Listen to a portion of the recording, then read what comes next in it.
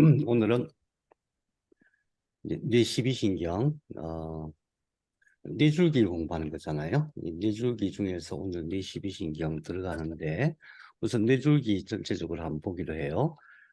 뇌 전체를 봤을 때, 뇌 전체의 모양 중에서 이 부분이거든요. 이 부분.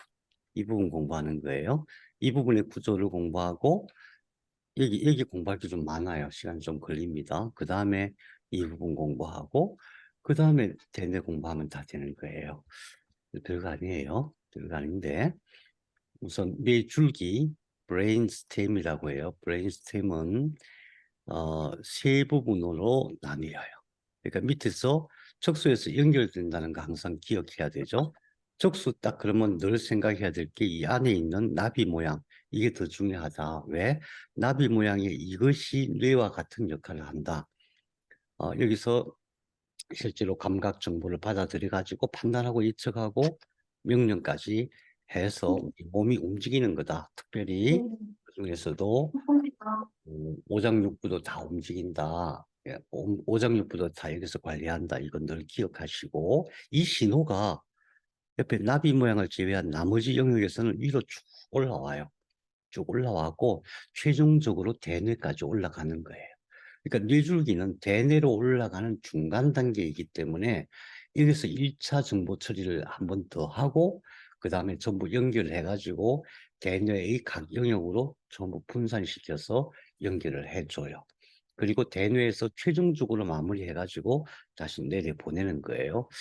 그래서 척수와 뇌가 항상 연결돼서 상호작용을 한다. 이거 잊어먹지 말아야 됩니다. 그래서 여기까지가 척수예요. 이 척수 윗부분부터 뇌줄기 전체를 세 등분을 하는데 여기를 연수라고 해요. 연수. 그 다음에 여기 볼록 튀어나와 있어요. 이 볼록 튀어나온 게 손해 때문에 그래요. 이게 손해를 붙잡고 있어요. 여기를 뇌교 또는 교뇌라고 해요. 그러니까 다리란 뜻이에요. 다리. 이 두 군데를 연결하는 다리다. 교뇌. 그 다음에 여기가 중뇌예요. 모양으로 봐서는 교뇌가 제일 크고 중뇌가 작아 보이는데 기능상으로 보면은 어쩌면은 중뇌가 제일 중요해요. 중뇌가 제일 중요. 그래서 연수, 교뇌, 중뇌. 연수, 교뇌, 중뇌 이렇게 구분되어진다. 뭐 크게 구분하는데 특별한 의미는 없어요. 근데 일단 구분해서 봤을 때에 척수, 연수, 교내, 중내. 그런데 구조적으로 뭐가 있냐면 이렇게 관이 하나 있어요. 관이. 이 관은 척수 맨 아랫부분까지 다 연결되어 있어요. 사실은 발생할 때 여기서 처음 거꾸로 밑에서부터 이렇게 쭉 발생했죠. 이렇게 쭉 올라가 가지고 맨 끝에 어디서 멈췄다 그랬어요? 뇌실에서 멈췄어요. 그래서 뇌실에서 척수 끝까지 중간에 중심관이라고 하는 관이 연결되어 있다. 굉장히 중요합니다. 앞으로 치유에 있어서도 이것이 갖는 의미가 굉장히 중요해요. 그래서 아무튼 중심관이라는 게 있다. 중앙관, 센트럴 커넬이라고 해요. 센트럴 커넬.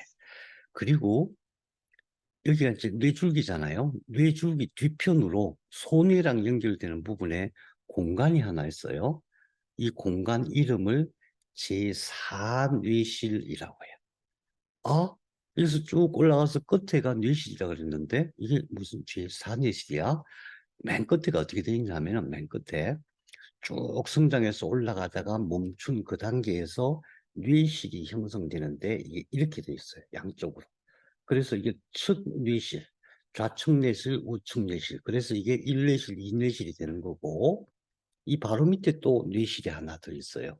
거기를 제3뇌실이라고 하고 여기를 제4뇌실이라고 해요. 뇌실이라고 하는 것은 이 안에서 어떤 물질을 만들어내요.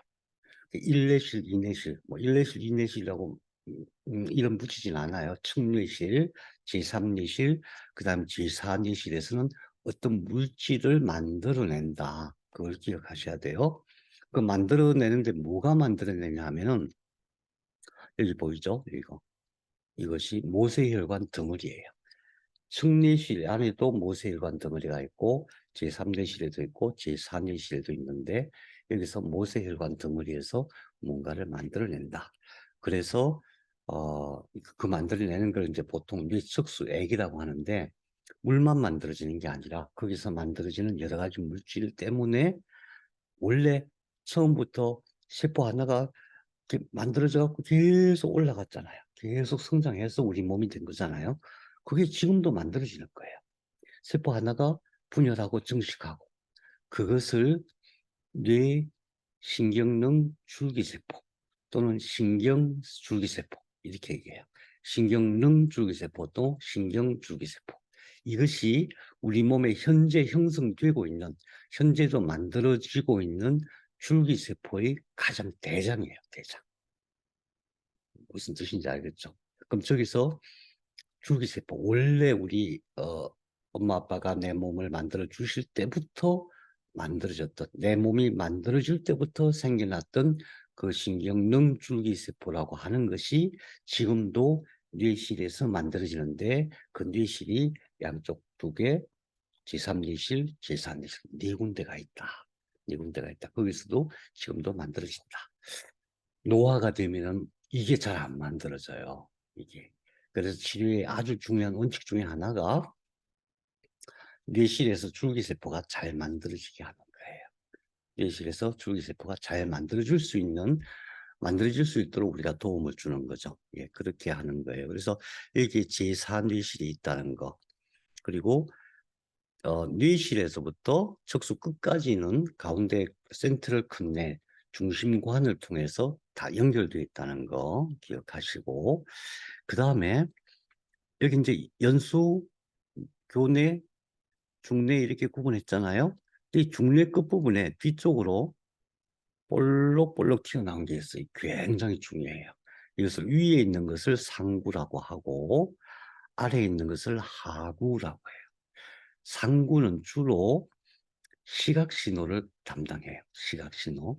무슨 뜻이냐면은 우리 눈 속으로 어떤 신호가 들어오면은 우리가 뭘 보는 것은 눈 속으로 빛이 들어오는 거잖아요. 빛이 들어오면은 어떻게 그것을 알아차리느냐. 빛이 들어와서 예를 들어서 컵이 있어요.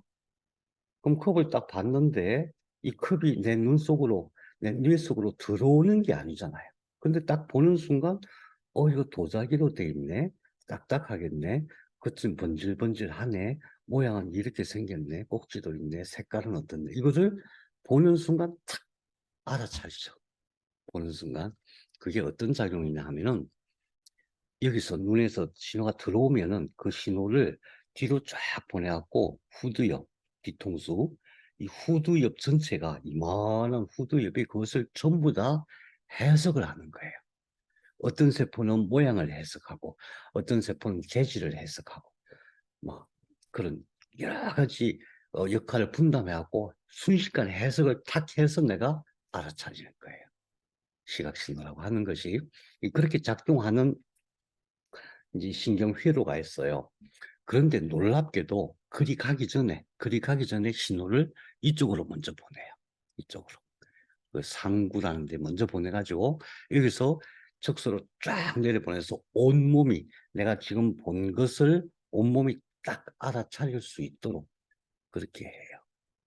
그래서 우리가 어떤 행동을 한다는 거하고 보는 거하고 아주 긴밀한 영향을 갖고 있어요.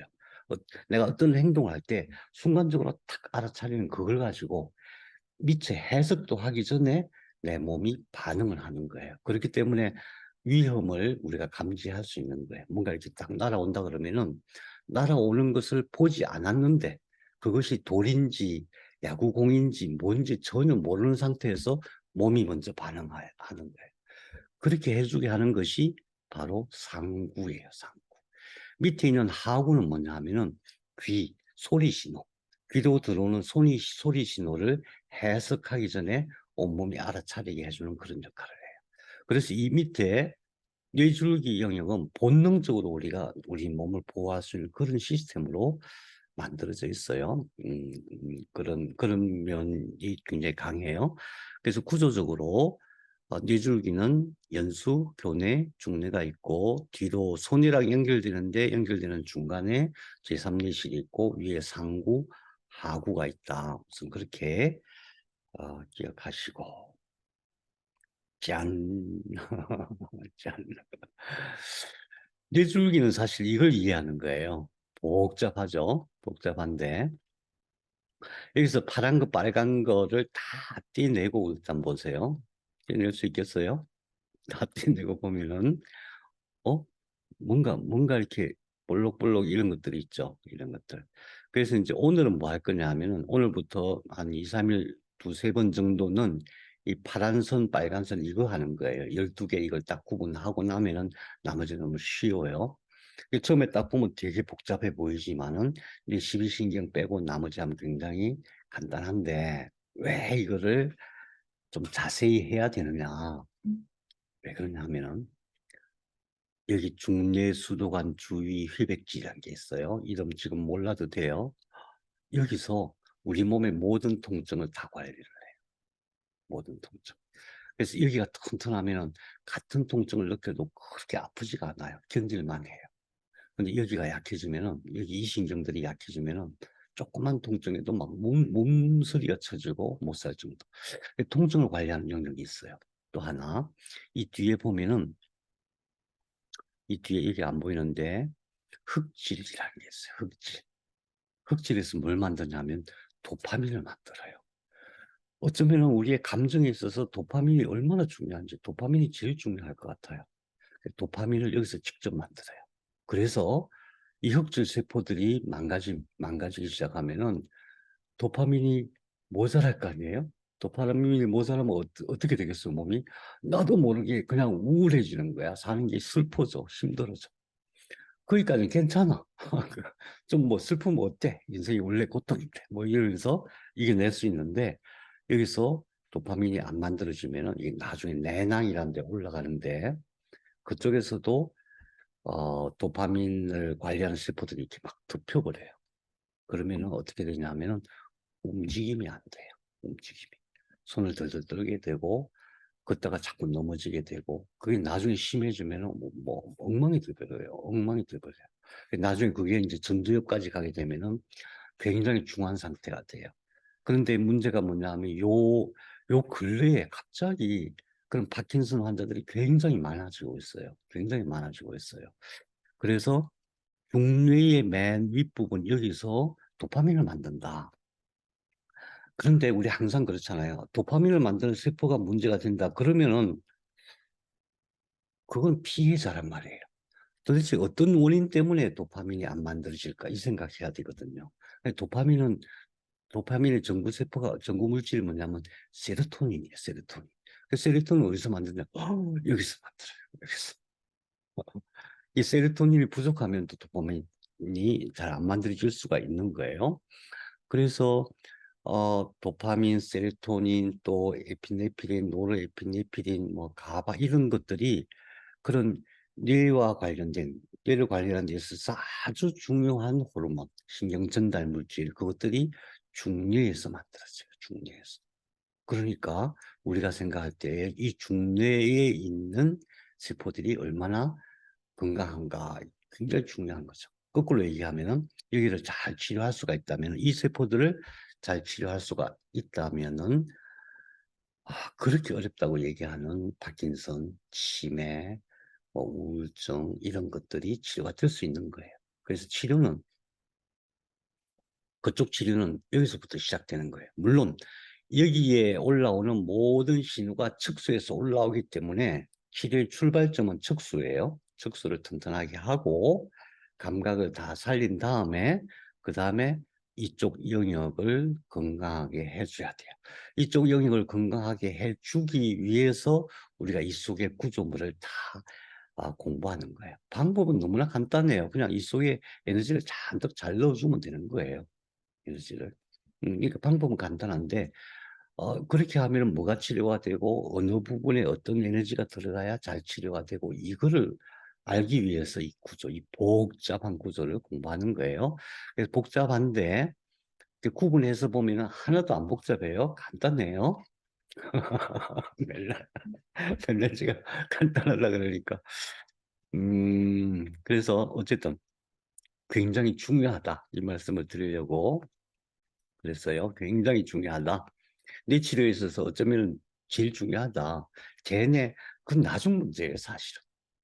사실은 대뇌가 치료가 돼야 모든 게 치료가 되는데 대뇌 중심으로 치료하는 게 아니다. 1차 척수, 2차 뇌줄기. 그래야 나머지가 치료가 돼요. 그게 파킨슨이든 치매든 또 자폐든 이런 것들 전부 다 우선 여기서 치료가 잘 돼야 된다. 이 구조를 잘 알아야 되는데 우선 이제 두세 번 정도 뇌12신경 하고 뇌12신경 끝내면은 이거 파란 거 빨간 거 싹 없어지죠. 그럼 이제 주요 핵들이 있어요. 주요한 핵들이 한 7가지 있는데 그것까지 딱 공부하고 그다음에 그런 것들이 어떻게 억제되는가 여기까지 공부하면은 방법이 보여요. 아, 치료가 될 수가 있겠구나. 그래서 오늘은 뇌12신경을 이제 훑어볼 텐데 오늘은 후신경만 할 거예요. 후신경만. 내일 이제 시신경하고 동안신경 활자. 자, 12개 어려워 보이는데 그렇지 않아요? 후신경, 코 냄새 맡는 신경. 그 다음에 눈과 연관된 신경이 4개가 있어요. 눈과 연관된 신경, 시신경, 동안신경, 활자신경, 외전신경. 눈이 그만큼 중요해요. 우리는 그냥 뭐 보는 거지 뭐 이렇게 생각하는데 그게 아니라 눈으로 뭔가 보고 해석하고 그것이 우리 몸속에서 일어나는 이 회로를 생각해 보면은 이 눈과 관련된 신경이 어마어마하게 중요합니다. 그 다음에 얼굴과 관련된 3차 신경, 안면신경. 그 다음에 귀에는 듣는 기능하고 균형을 잡는 기능 2가지가 있죠. 전정, 와우신경. 그 다음에 입과 관련된 게 설인신경, 설하신경. 혀와 관련된 게 설인신경, 목과 관련된 게 설하신경. 그 다음에 미주신경은 지난번에 한번 얘기했죠. 미주신경은 여기서 내려와가지고 오장육부를 전체를 다 관리하는데 오장육부의 부교감신경, 쉬게 하고 안정화시키고 하는 그 기능을 하는 미주신경이 여기서 쭉 내려가요. 여기서. 그 다음에 부신경, 어깨를 관리하는 부신경. 이 어깨 쪽은 전부 이제, 경추 5번부터 8번이 관리를 하죠. 근데 부신경이 같이 관리를 해줘요. 같이. 그런 거예요. 자, 나머지는 천천히 할 거니까 오늘은 후신경에만 집중해 봅시다. 후신경이란 게 뭐냐? 후신경 이렇게 생겼어요. 자, 얼굴이 있으면은 여기가 눈 있는데요. 그리고, 앞이마, 뼈가 이렇게 있고, 이 안에 이제 뇌가 있는 거예요. 코는 어떻게 되냐면 코가 어떻게 되냐면 이렇게 들어가서 구멍이 위로 이렇게 뚫린 게 아니고 옆으로 뚫렸어요. 옆으로. 그래서 코를 치료할 때 뭔가 이렇게 집어넣어서 검사할 때도 이렇게 들라 그러죠. 고개를 들라 그래 가지고 옆으로 수평으로 이렇게 들어가는 거예요. 수평으로 들어가고 여기에 큰 공간이 있는데 이 공간 윗부분에 뇌에서 뭐가 쭉 나와 있어요. 뇌 내부에서. 그러니까 어느 영역이냐면 이쪽이에요. 여기서 쏙 들어가가지고 여기가 어디냐? 여기. 그래서 이게 뇌에서 쭉 뻗어나와 있는 이것을 후각멍울이라고 해요. 올팩터리. 후각멍울이라고 하고 여기서 밑으로 신경이 이렇게 뻗어 있는 거예요. 신경이 뻗어 있어요. 그래서 이걸 후각신경이라고 해요. 후각신경 끝에 뭐가 많이 달려 있어요. 털같이, 선모체, 선모가 막 달려 있는데 그걸로 냄새를 맡는 거예요. 그러니까 우리가 생각할 때 냄새를 맡는다 그러면 이 부분이 아니고 이 부분에서 냄새를 맡는 게 아니고 여기서 맡는 거예요. 여기서 맡는 건데 어떤 개념이냐면은 코로 뭔가가 들어와요. 또는 코로만 들어오는 게 아니라 입으로 들어와요. 그럼 이렇게 올라가죠. 그러니까 뭐냐면은 음식을 먹든가 또는 공기 중에 뭔가 있으면은 그게 아주 작은 분자, 어마어마하게 작은 분자들이 여기서 딱 닿으면은 그 냄새 분자들이 이 속으로 들어갈까요? 안 들어갈까요? 안 들어가는 거거든요. 그러면 내가 냄새를 어떻게 맡는 거냐? 이게 딱 붙어요. 냄새 분자가 여기 딱 붙으면은 여기 있는 후각 수용체, 신경 말단에 있는 후각 수용체 이거예요. 후각 수용체가 전기 신호를 탁 일으켜 갖고 그 전기 신호를 쭉 보내줘요. 이해가 되죠? 분자가 들어오는 게 아니고 분자가 딱 붙으면은 그걸 구별하는 전기 신호를 발생시켜 가지고 그게 이렇게 해서 쭉 들어가요. 그래 가지고 여기서 해석을 하는 거예요. 냄새가 향기롭네. 냄새가 너무 고약해. 뭐 이런 식으로 해석을 하는 거예요. 이해가 되시죠? 그래서 이것도 전기 신호예요. 전기 신호인데 그럼 이게 어떤 기능을 하는 것이냐? 제일 첫 번째 기능은 뭐냐 하면은 딱 분별해 가지고 이게 내 몸에 해로운가 안 해로운가 그거 구별하는 거예요. 위험을 감지하는 거예요. 왜냐하면은 우리 눈은 앞으로 이렇게 나와 있잖아요. 근데 주변에 어떤 위험 물질이 있으면은 그 물질에 아주 작은 알갱이들이 코로 들어와서 이게 탁 붙으면은 뇌가 그걸 해석해 갖고 보지 않고도 뒤에 뭐가 있어. 또는 저기서 뭔가 좀 이상한 게 생겼어. 이렇게 딱 감지할 수 있도록 하는 거예요. 지난번에 제가 몇 달 전에 산에 올라가는데 갑자기 멧돼지 냄새가 왕창 나는 거예요. 멧돼지. 눈에 안 보이잖아요. 멧돼지가 어디 있는지. 근데 멧돼지 비린내가 막 나는 거예요. 그 뭐예요? 멧돼지 몸에 있던 아주 작은 냄새 분자들이 내 코로 들어온 거예요. 그런데 여기 딱 붙으니까 얘가 이 신호를 보내가지고 뇌에서 이거 멧돼지 냄새야 라고 판단을 하게 한 거예요. 그러니까 내가 어떻게 했겠어요? 사방을 확 둘러보고 멧돼지가 있나? 그런 식이에요. 만일에 뒤에서 불이 났어요. 불이 나면은 그 냄새 분자가 생기겠죠? 그 냄새 분자가 날아와. 그래갖고 내 코 속으로 들어가. 그래갖고 여기 딱 붙어. 그러면은 그것이 전기 신호를 보내서 이렇게 보내면 여기서 이거 탄 냄새인데 이렇게 하는 거예요. 안 봤지만 아는 거예요. 부엌에서 막 바빠서 바쁘게 요리하는데 뭔가 냄새가 나, 탄 냄새. 그러면서 탁 보고. 이게 그런 기능이에요. 우리 코가 하는 기능은 보지 않지만은 그 냄새 분자의 신호를 해석해가지고 위험 요소를 확인하는 그런 기능이에요. 그런데, 음, 이제 위험 요소들이 자꾸 줄어드니까 이게 이 기능들이 자꾸 퇴화한 거예요. 그런데, 한 가지 우리가 잘 모르고 있는 게 뭐냐 하면은 이게 코로만 들어오는 게 아니고 입으로도 들어와요. 입으로도. 그래서 우리가 음식을 먹으면 맛을 느낄 때에 1차적으로 이 혀가 해석하죠. 그죠? 음식을 먹으면은. 그 다음에 2차적으로 이 목에서 해석해요.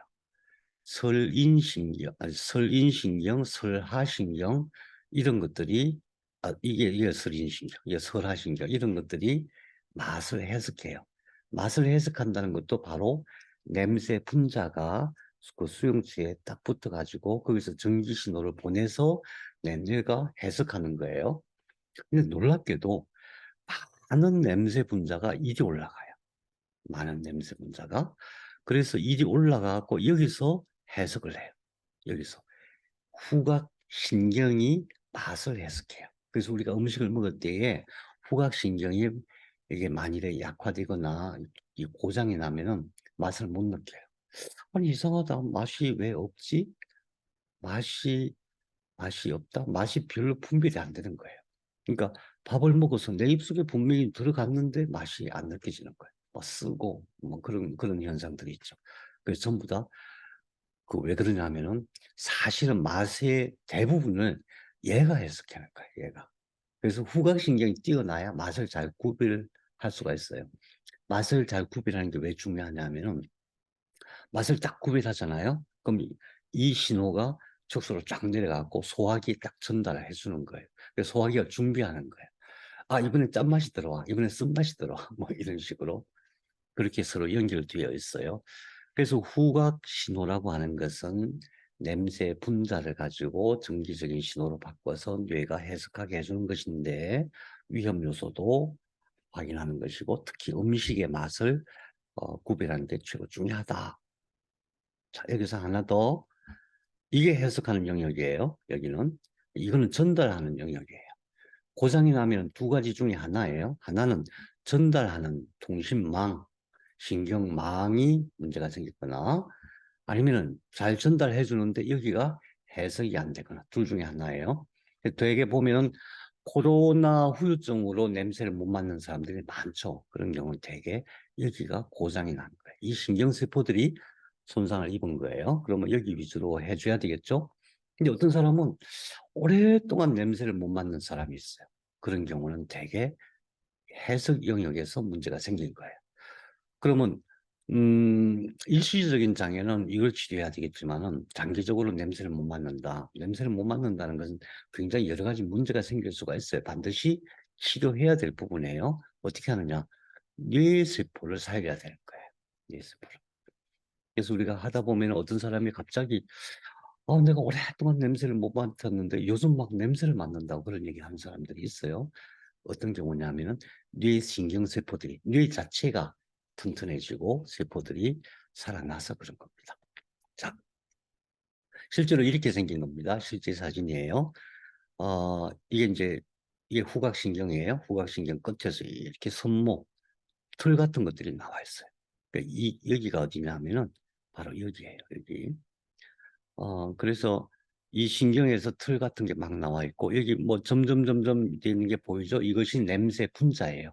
실제로 우리 주변에 있는 모든 물질 중에서 그게 아주 잘게 쪼개져서 이렇게 올라오면 여기서 탁 붙어가지고 여기서 전기 신호가 발생해요. 이 냄새 분자가 들어가는 게 아니에요.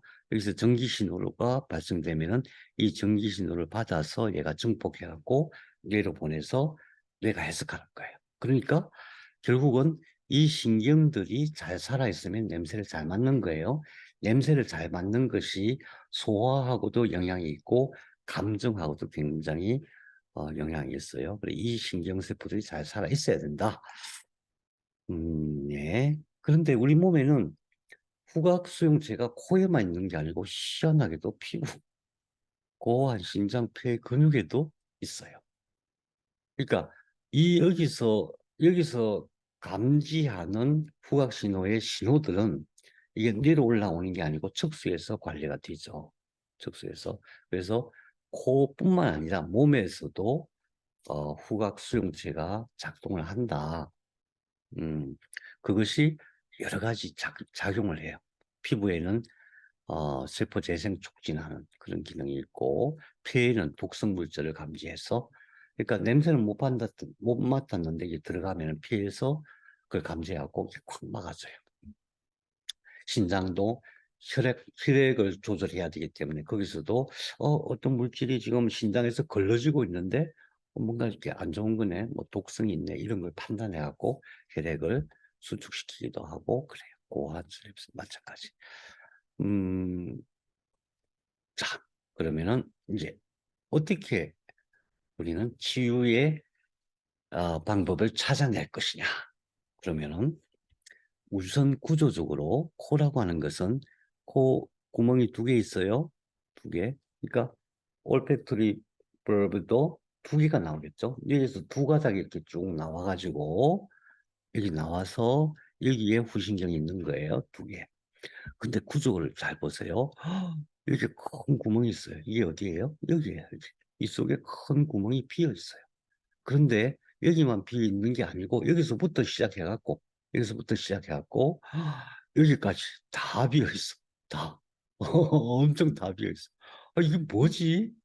이게 뭐지 생각해야 돼. 왜 이 안에 텅텅 비인 동물들이 이렇게 많아? 동물들이 자, 하나씩 봐요. 1번 전두동. 전두동은 여기에요. 여기 이 속에 비어 있어요. 그 다음에 2번 사골동. 이게 중요해요. 코 안쪽에, 저 안쪽에 벌집처럼 뻥뻥뻥뻥뻥 뚫린 구멍들이 있어요. 그 다음에 3번 상악동. 상악동은 이거예요. 옆에서 봐야 되니까. 상악동은 이거예요. 이 속에 퉁퉁 비어 있어요. 그 다음에 저편골동. 4번 저편골동이라는 건 뭐냐 하면은, 이게 뇌가 있잖아요. 여기 얼굴이잖아요. 얼굴과 뇌의 경계 지점에 나비 모양의 뼈가 이렇게 탁 막고 있어요. 이 얼굴하고 뇌 사이에. 그게 거기도 구멍이 있어요. 그 다음에 비강, 이거는 비강이라고 하죠. 비강. 자, 이게 무슨 의미냐 하면은 중요해요. 무슨 의미냐 하면은 이게 뭐예요? 동굴이 많아. 동굴이 많은데 여기 있는 공기가 움직일까요? 안 움직일까요? 공기가 움직이겠죠? 공기가 빠져나오겠죠? 공기가 빠져나오면은 열이 빠져나오겠죠? 맞아요. 이 뇌 속에 열이 엄청 많이 나요. 왜 뇌 속에 열이 엄청 많이 날까요? 빛이 번쩍번쩍번쩍번쩍번쩍. 그러니까 이 속에 열이 엄청 많이 나요. 그 열이 안 빠지면 병이 되는 거예요. 어떤 병이 돼요? 뇌가 상해요, 실제로. 40도가 넘어가면 뇌가 상해요. 뇌 세포들이 막 죽어나가요. 그래서 평소에 열을 조절하는 게 이게 하는 기능이에요. 이게. 그러면은, 그러면은, 어떻게 할 때 이 열이 빠져나오겠어요? 어떻게 할 때 열이 빠져나오면 호흡할 때, 숨을 쉴 때, 들으시면은 공기가 이렇게 쑥 들어가잖아요? 그러면서 여기 있던 것들이 쑥 빠져나와요, 열이. 또 내쉬면은 또 공기가 싹 나올 거 아니에요? 상당히 빠른 속도로 나와요. 싹 나오면 또 여기 있던 것들이 싹 빠져나와요. 그렇게 해서 이게 자동차의 라지에이터 역할을 하는 거예요. 뇌의 열을 빼주는 역할을 하는 거예요. 그래서 항상 호흡은 코로 하는데 짧게 빨리 하는 게 중요한 게 아니고 천천히 하더라도 깊게 하는 게 중요해요. 왜요? 그래야만 속도가 붙어요. 이 빠져나오는 속도가 이제 공기가 빠른 속도로 빠져나와야 여기 있는 공기들이 빠져나오겠죠. 그래서 항상 호흡은 코로 해야 된다. 입으로 하면 안 된다. 이게 중요하고요. 또 한 가지는 뇌에서 열을 뺄 뿐만 아니라 여기는 코는 어디 연결되어 있냐 하면은 코에서 어디로 연결되어 있냐 하면은 눈으로 연결되어 있어요. 눈으로. 눈. 눈에서 코로 연결되어 있어요. 누관이라고 해요. 누관. 눈물이 항상 코로 이렇게 흘러나오게 돼 있어요. 이게 안 나오면 어떻게 돼요? 눈곱 끼고, 막, 아무튼 눈에 기능이 이상이 생겨요. 눈에서도 눈물이 계속 나오거든요. 계속 나오는데 그 눈물이 잘 안 나오면은 눈에 나오는 눈물이 이제 바깥 눈물뿐만 아니라 이 눈동자 안에서도 눈물이 나와요. 방수라고. 그 두 가지 물들이 잘 배출이 돼야 눈이 건강해요. 안 그러면 막 균이 생기고 문제가 심각해져요. 그것도 어디로 나오느냐? 코로 나와요. 호흡할 때 그 눈물들이 잘 빠지게 돼 있어요. 그다음 또 한 가지는 귀하고도 연결돼 있어요. 귀, 유스타키오관이라고 하죠. 귀가 있으면 고막이 있잖아요. 고막 안쪽에도 이게 계속 뭔가 청소가 돼야 되거든요. 그래서 물도 생기고 열이 생겨요. 고막 안쪽에서. 고막 바깥쪽에 이제 귀지가 만들어지고 빠져나오니까 괜찮은데, 고막 안쪽에서 물도 만들어지고 열이 생기는데 이것이 관이 코로 연결돼 있어요. 귀에서 코로 이렇게 연결돼 있어요. 그래서 그쪽이 또 막히면은 귀병이 생겨요. 귀 내부에 문제가 생겨요. 귀병 생기면 엄청 고통스럽고 힘들어요. 그래서 전부 다, 이 호흡을 통해서 그런 것들이 잘 빠져나오게 한다. 그래서, 비염이 있거나 부비동염이 있거나 이렇게 해서 코 기능이 약해지고 호흡이 잘 안 되면은 부수적으로 뇌도 엄청 아파. 그러니까 막 띵하죠. 뇌가 늘 열받아 있는 상태가 돼요. 그러니까 눈도 안 좋아지고 귀도 안 좋아지고. 그래서 호흡을 잘하는 것이 엄청 중요하다. 그 다음에 코가 이제 하는 가장 중요한 역할은, 코 본인의 역할은 뭐냐면 차가운 공기가 들어오면은 그것이 일단 데펴져서 폐로 들어가요. 찬 공기가 바로 들어가면 폐가 안 좋겠죠. 그 다음에 콧물이 엄청 많이 만들어져요. 하루 종일 콧물이 몇 리터나 만들어지는지 아세요? 콧물이. 한번 상상해봐요. 코 안에서 콧물이 얼마나 만들어질까? 하루 종일. 하루 종일 1.5리터가 만들어져요. 세상에. 코 속에서 콧물이 계속 만들어져야만 돼요. 그렇지 않으면 코에 문제가 생기는데 왜 그러냐? 호흡할 때에 공기 중에 있는 굉장히 다양한 물질들이 코로 들어가요. 그 중에는 박테리아 바이러스도 엄청 많아요. 그냥 조금이 아니라 엄청 많아요. 그래서 애들 들어갈 때에 이 안에 손모 털이 있고 거기에 점액질이 잘 덮여 있어야 그걸 다 딱 붙여가지고 못 들어가게 방어를 해요. 방어를 해요.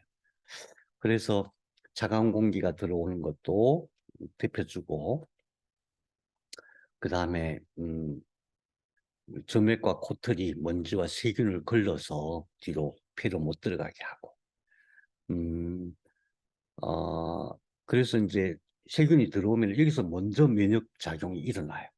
그래서 감기, 독감, 코로나 바이러스 이런 모든 것들은 처음에 증상이 어디서 나타나냐면 여기서 나타나요. 왜? 바이러스 박테리아가 딱 들어오잖아요. 그럼 여기서 먼저 붙잡아요. 여기서 붙잡아가지고 면역 글로불린을 팍 쏴가지고 걔네들을 죽여요. 그러니까 평소에는 우리가 모르지만 계속 그런 현상들이 여기서 일어나고 있는 거예요. 그죠? 그래서 어떤 사람은 똑같이 어디 갔다 왔는데 어떤 사람은 감기 걸리고 어떤 사람은 감기 안 걸리고 그게 이 작용이 잘 되느냐 안 되느냐 그런 문제거든요. 그런데 새로운 균이 생기면은 애가 그걸 잘 못해. 새로운 균. 코로나도 그렇죠. 독감도 왜 그렇게 잘 안 되냐 하면은 매년 새로운 균으로 들어와요. 새로 변형돼 갖고 들어와요. 변종 바이러스예요. 그러니까 우리 면역세포들이 이걸 못 알아차리고 그냥 통과를 시키는 경우가 많아요. 그렇다 하더라도 제일 처음 증상은 코에서 나타나요. 코에서 나타날 때 우리가 아이고 좀 찜찜하네 이런 정도로 생각하면 안 되고 코에서 전투가 벌어졌다. 그럼 여기서 끝장을 내야 돼요. 코에서 전투가 벌어졌는데 균이 만약에 이겼다. 그럼 어디로 넘어가냐면은 목으로 넘어가요. 목으로 넘어가면 목에서는 대규모 전투가 벌어져요. 목에서는 림프선들이 많잖아요. 다시 말하면 군대가 막 주둔하고 있는 거예요. 그런데 중요한 것은 코에서 전투를 이기고 넘어간 놈들은 굉장히 강한 놈들이에요. 면역세포가 잘 해결을 못하는 거야. 그래서 여기서 대규모 전투가 벌어지기 때문에 여기서는 좀 심각해져요. 증상이. 그런데 만일에 목에서 전투를 이기고 이 바이러스가 폐로 들어갔다. 그럼 난리 나는 거예요. 몸이 완전 난리가 나요. 폐로 들어가면은 원래 폐 안에는 대식구라고 하는 아주 엄청 강한 면역세포들이 가득 있어요. 우리 몸 전체의 대식구의 80%가 폐에 다 있어요.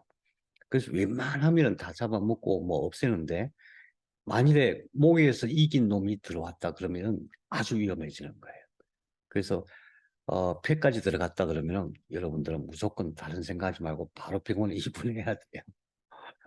바로 두말 할 거 없이 생각할 것도 없이 바로 입원해서 일단 링거 주사 맞고 일단 긴급한 조치를 해야 돼요. 그만큼. 그래서 그만큼 코와 인후와 폐의 관계가 면역세포들이 면역을 잘할 수 있는 아주 정밀한 시스템이 되어 있는데 코에서 전투가 벌어져서 여기서 끝내면은 최고 좋은 거예요. 제일 쉬워요. 여기서 전투에서 이기고 잔당들이 넘어가면은 이거는 꼼짝도 못해요. 금방 끝나요. 근데 여기서 지고 일이 넘어가잖아요. 그러면 그때부터는 되게 심각하게 열심히 노력해야 돼요. 제가 예를 들어 볼게요. 제가 지지난주에 독감 걸렸어요. 일단 검사해 봐야 되잖아요. 딱 검사했더니 독감이에요. 코로나는 아니에요. 그러더라고요. 그럼 어떻게 해야 돼요? 물론 병원에서는 주사 맞고 이렇게 하는 일단 저는 이제 밤에 링거만 맞고 집에 왔어요. 그리고 뭘 준비하냐면 밤샐 준비를 해야 돼. 희한하게도 어, 바이러스 박테리아가 밤에 더 왕성하게 활동을 해요. 밤을 샐 준비를 어떻게 하냐면 우선 밤새려면 피곤하니까 이제 안 편하게 하고 뭔가 좀 재미있는 일이 있어야죠. 영화를 보든가. 왜 밤을 새야 되냐 하면은 막 전투가 벌어지잖아요. 그러면 콧물 막 생겨요. 그럼 바로 은용에 또 더 급할 때는 은용에다가 규소를 타가지고 그걸로 코를 세척해 줘야 돼요. 한 10분 있으면 또 생겨요. 그러면 바로 전투가 벌어진 상태예요. 전투가 벌어져갖고 사상자가 엄청 나고 있는 상태예요. 그럼 또 은용에 그 다음에 규소 해갖고 또 막 씻어내는 거예요. 그 씻어내면 어떤 상황이 되냐면 적들이 싹 사라지는 거예요. 적들이 100% 사라지는 게 아니잖아요. 그러면 또 얘네들이 막, 그러니까 새로운 변종 바이러스나 변종 바이러스는 우리 면역습을 잘 못하기 때문에 그렇게 도와주는 거예요. 그러면 또 전투가 벌어져요. 그럼 딱 뱉어내고. 그걸 밤새 들어가는 거예요. 언제까지 하냐면은 증상이 없어질 때까지. 증상이 없을 때까지. 저도 작년에 코로나 걸렸어요. 집사람이 먼저 걸려서 병원에 가서 검사했더니 코로나래. 그럼 일단 입원하고 수액 맞는 게 참 중요하거든요. 좋은 수액을 맞으면은 치료에 엄청 도움이 돼요. 특히 피는 그래요. 그리고 이제 집에 왔어요. 그럼 나도 당연히 코로나 걸렸을 거 아니에요? 그래서 그날도 마찬가지로 밤샘을 준비했어요. 뭐, 언영을 준비하고, 그 다음에 규소라는 게 있어요. 규소하고 언영을 준비하고, 그 다음에 밤새야 되니까 밤에 라면 하나 끓여 먹을 준비하고, 뭐 이렇게. 그래가지고, 밤새 배탈했어요. 뭔가 생겼다 그러면, 입이든 코든 여기서 뭔가 생겼다 그러면, 막 씻어내고 가글 하고 또 물 넣어가지고 뱉어내고 이런 식으로 한번 뱉어내면은 잠잠해져요. 조금 있으면은 또 생겨요. 그때 또 전투가 벌어진 거예요. 그때 또 뱉어내고 하룻밤 꼼빡 샜죠. 이겼게요, 졌을까요? 이겼을까요, 졌을까요? 예, 제 경험으로는 하룻밤만 고생하면은 웬만한 건 다 이겨내요. 목으로 안 넘어가게만 하면. 목으로 넘어가면 그때는 좀 더 강력한 수단을 써야 되겠죠. 몸을 따뜻하게 하고 심부원효도 하고 뭐 양절효도 하고 여러 가지 치료 방법을 써야 되겠죠. 그런데 목으로 안 넘어가게만 한다면은 거의 제 경험상으로 하루 만에 바이러스를 격퇴할 수 있어요. 코로나라고 더 무섭나? 안 그래요. 독감, 감기 다 똑같은 거예요. 감기든 독감이든 코로나 다 똑같은데 다음 어디서 차이가 나느냐? 새로운 균이냐 아니냐 이것 차이예요. 음. 예전에 한번 전투를 벌여서 이기잖아요. 그럼 B세포가 그걸 다 기록해요. 기록해갖고 다음에 똑같은 바이러스가 들어오면 어떻게 처리해야 된다는 걸 이미 다 준비를 하고 있기 때문에 새로운 균만 아니면 몸은 금방 쉽게 이겨내요. 감기든 독감이든 바이러스든 코로나든. 그래서 만일에 이제 코로나라고 하더라도 그렇게 겁낼 게 아니라 코에서 끝장을 보면은 별거 아니다. 코가 그만큼 중요하다. 그냥 잘생겼나 못생겼나 이걸 보는 게 아니고 항상 외부에 있는 균이 코를 통해서 우리 몸에 들어오거든요. 1차적으로 여기서 그 균들을 걸러낸다. 강력하다. 강력한데 어, 약해지지 않아야 된다는 거죠. 이 안에 있는 세포들이 약해지지 않아야 된다. 그래서 앞으로는 계속해서 그런 호흡기 관련된 그 질병들이 많아질 거기 때문에 이 후신경을 잘 살리는 게 중요하다. 왜? 후신경은 감각만 하는 게 아니에요. 그 감각을 하면은 그 주변 세포의 상태를 감지해서 뇌한테 보고하고 네가 필요하면 어떤 조치를 하게 하는 거예요. 그렇기 때문에 면역 관련된 것도 이 신경이 관리를 하는 거거든요. 그래서 후신경이 약해지지 않도록 해야 된다. 평소에 이제 이런 거 하죠. 비염이 오래된 사람도 특히 이게 필요한데 부비동 청소, 부비동, 상악동. 아까 나왔던 상악동이 부비동이에요. 여기 있어요. 그러니까 우리가 생각할 때는 균이 이 코 속에 있을 거라고 생각하는데 그게 아니고 코 속에 있는 거는 별거 아니에요. 이 균이 이 속에서 자라요. 1차적으로. 상악동이라고 하죠. 여기에요. 이 속에. 이 속에서 자라면은 얘네들은 잘 청소가 안 돼요. 그래서 이 안에 있는 균을 청소를 해줘야 돼요. 어떻게 하냐면 주사기를 가지고 이렇게 고개를 약간 옆으로 돌려서 반대쪽으로 언용액이나 언용액이 없으면 소금물도 좀 효과는 있어요. 언용액이 제일 좋아요. 언용액 이렇게 부으면은 이게 들어가서 이 물이 어디로 가냐 하면은 반대편 부비동으로 들어가요. 반대편 상악동으로 들어가요. 여기서 채우고 나서 계속 물을 넣으면은 이 코로 나오는 거예요. 그런 식으로 청소하는 거예요. 부비동 청소하는 이런 기구도 있죠. 그래서 반대편에서 넣으면은 물이 이리 들어가서 이쪽 부비동을 채우고 이렇게 흘러나와요. 이 부비동 청소하는 방법이에요. 근데 이제 평소에는 그렇게 하면 돼요. 이 정도. 그런데 오래된 비염이나 축농증 이런 거는 어떤 상황이냐면은 여기 문제가 아니에요. 염증이 오래되면 어디로 가냐면 이리 들어가요. 사골동. 그럼 여기 있는 거를 여기에 균들이 있는 거예요. 그러면은 이건 잘 안 돼요. 뭐 들어갈 수가 없잖아. 방법이 없잖아. 그죠? 굉장히 오래 가고 비염 치료 그래서 잘 안 되는 거예요. 여기에서 염증이 발생하면은 어떤 증상이 일어나냐면 잠잘 때 이 농이 자꾸 넘어가죠. 그죠? 후비루라고 하죠. 농이 자꾸 목으로 넘어가요. 그럴 때는 어떻게 해야 되냐 하면은 여기에 있는 균들을 지금 이 3번은 양옆으로 있는 거예요. 3번은. 2번은 가운데 있는 거예요. 그래서 접근이 가능한 거죠. 여기서 쭉 들어가면 여기까지 접근이 가능해요. 여기에 있는 농을 빼내야 돼요. 빼내야 돼요. 어떻게 빼내느냐? 예, 그 영상 한번 보시겠습니다. 아이고.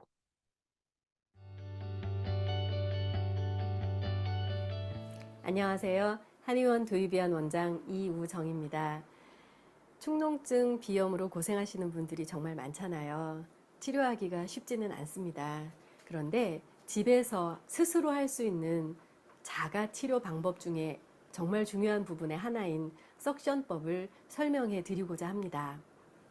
두이비안 메소드의 중요한 부분인데요. 이 부분은 집에서도 스스로 할 수 있는 방법이기에 알아두셨으면 좋겠습니다. 일단 준비물이 필요한데요. 석션을 하기 위해서는 이제 이렇게 석션기가 필요하죠. 이 석션기는 가정용으로 특별한 데 가지 않아도 의료기상에서 누구나 구입할 수 있는 그런 가정용 석션기입니다. 여기까지 되어 있고, 요거는 이제 코에다가 이렇게 삽입을 해서 깊은 데 농을 빼낼 수 있는 두이비안 카테타인데요. 이 카테타 자체는 프렌치 카테타로 8게이지, 10게이지, 12게이지 정도로 이것도 의료기상에 가면 가래를 빼내는 카테타 해서 누구든지 쉽게 구할 수 있습니다. 이 카테타를 이제 그냥 사서 보면은 구멍이 한 개 뚫려 있는데요. 두이비안 카테타는 이렇게 구멍을 이렇게 조금 더 뚫었습니다. 이 자세한 설명은 이제 다른 곳에서 참조하시기로 하고, 이 카테타가 필요하고요. 이렇게 이제 세척해낼 수 있는 물이 필요하면 집에서 할 수 있는 자가치료 석션법의 준비물은 다 된 것입니다. 처음 이제 요걸 보시면요. 집에서나 이비인후과에서 석션을 해주는 정도는 요 정도거든요. 그래서 코에 요 정도 흡입을 해서 석션기를 작동을 해서 흡입을 하면 요만큼 코에 삽입이 되면서 요 정도에 있는 고름이 빠져나오는데요. 두이비안 카테타로 사용해서 하는 석션법은 훨씬 더 깊은 곳에 농을 빼낼 수 있는 게 장점입니다. 이 그림을 한번 보시면요. 카테타가 있을 때 이 카테타를 삽입하는 방향이 중요한데, 농이 있는 그림을 볼게요. 이렇게 깊은 곳에 농이 들어있는 게 축농증이죠. 근데 이 카테타를 삽입할 때 보통은 이 방향으로 들어간다고 생각을 하시는 거예요. 코에 이 방향. 근데 이 방향이 아니고, 코가 이렇게 생겼다고 이 방향이 아니고 입천장과 이렇게 수평이 되게 이 방향으로 카테타가 들어가는 게 중요하고요. 이 방향으로 이렇게 갔을 때 이만큼까지 들어갈 수 있습니다. 제가 직접 시연을 해볼게요. 카테타를 집어넣어서 코를 살짝 들고 이 방향으로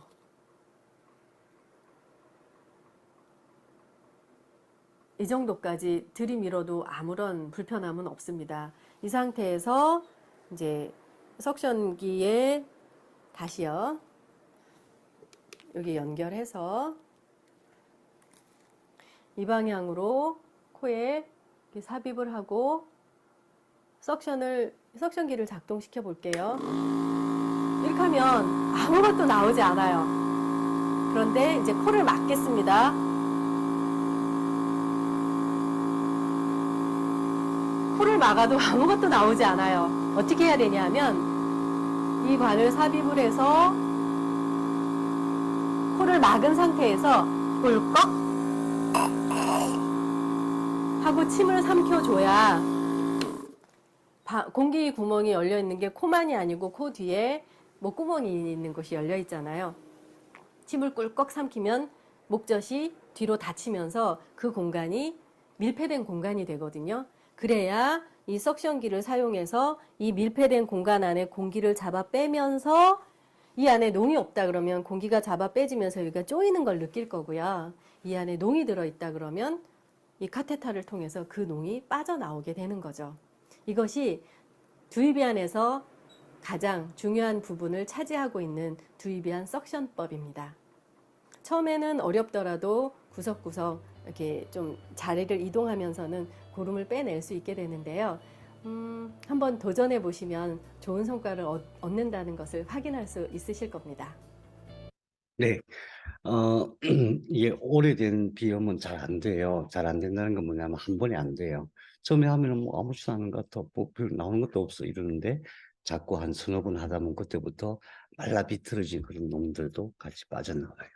그런 게 나와야 건강해질 수가 있는 거예요. 몸이 스스로 치료할 수 있는 거예요. 자, 그건 이제 정상이니까. 그렇다면은 더 중요한 것은 뭐냐 하면 그 안에 있는 후신경을 관리하는 뇌. 이것을 어떻게 하면은 신경망과 결국 뇌세포잖아요. 그걸 튼튼하게 하는 게 더 근본적인 치료법이잖아요. 그죠? 그거 어떻게 할 것인가. 그건 양자적으로 할 수밖에 없어요. 자, 중요한 자리, 정명, 잔죽, 영양. 이 세 가지만 우선 말씀드릴게요. 정명은 어디냐면은, 여기인데, 눈이라고 하는 게 뼈가 이제 중요한데, 이게 제일 그 폭 들어간 데가, 거기가 아니고, 그 약간 위에 보면 뼈가 쏙 들어간 데가 있어요. 약간 위에. 그 뼈가 쏙 들어간 그 부분을 양절하게 이렇게 또는 이 방향으로 이렇게 만져주는 거예요. 그러면은 거기에 있는 후광멍, 후신경, 그리 바로 에너지가 들어가요. 후신경이 바로 들어가고 그게 후신경 감각 영역으로 연결되어 있기 때문에 뇌의 전두엽, 안화전전두엽이라고 해요. 안화전전두엽. 이 대뇌 전두엽의 하단 부분으로 에너지가 들어가요. 하단 부분으로 정명혈이 굉장히 중요해요. 이 정명혈이고 여기서 그대로 올라가면은 눈썹 옆에가 있어요. 눈썹 끝부분 그게 찬죽혈이에요. 찬죽. 그래서 마찬가지로 정명혈 잡아주고 또는 정명을 이렇게 잡아줘도 돼요. 이렇게 잡아주고 그 다음에 그 위에 올라 찬죽 잡아주고 그 다음에 후신경은 무엇보다도 영양혈이 중요한데 영양혈은 원래 이제 영양혈이라고 하는 것은 코 바로 옆에 보면은 이렇게 갈라지는 선이 있죠. 여기거든요. 여기인데 침을 놓을 때는 여기서 이렇게까지 나와요. 여기까지 올라가야 효과가 있어요. 그래서 영양혈을 침을 놓을 때는 여기서 놓지만 양절여기를 할 때는 여기를 잡는 게 아니고 이 위를 잡아요. 코가 있으면 이게 물렁뼈거든요. 물렁뼈 끝나는 지점 여기를 잡아줘요. 여기. 이렇게 잡아주면은 이쪽에 있는 상악동, 부비동 있죠? 그 속으로 에너지가 전달돼 가지고 부비동 치료가 잘 되게 돼 있어요. 그래서 정명, 참죽, 그 다음에 영양 이 세 가지 혈자리를 연습을 해 보시기 바랍니다. 자, 오늘 강좌는 여기서 마치겠습니다. 혹시 질문 있으십니까? 네. 그럼 끝나기 전에 한 가지만요. 제가 아마 이번 금요일 날 시간이 될 것 같긴 하는데 혹시 목요일 회의가 늦어질 수가 있어가지고 이번 금요일 강좌는 이번 토요일 날 하기로 하겠습니다. 괜찮으십니까? 토요일 날? 여보세요? 저희는 시간이 안 됩니다. 토요일 안 됩니까? 음, 네. 어, 음, 아무튼 그럼 금요일 날 해보기로 하고 만약 금요일 날 안 되면 제가 다시 공지하도록 하겠습니다. 내일 다시 공지 드릴게요. 네, 여러분 질문 없으시면은 여기서 마치겠습니다. 수고하셨어요. 봐주세요. 고맙습니다. 수고하셨습니다. 수고하셨습니다. 네.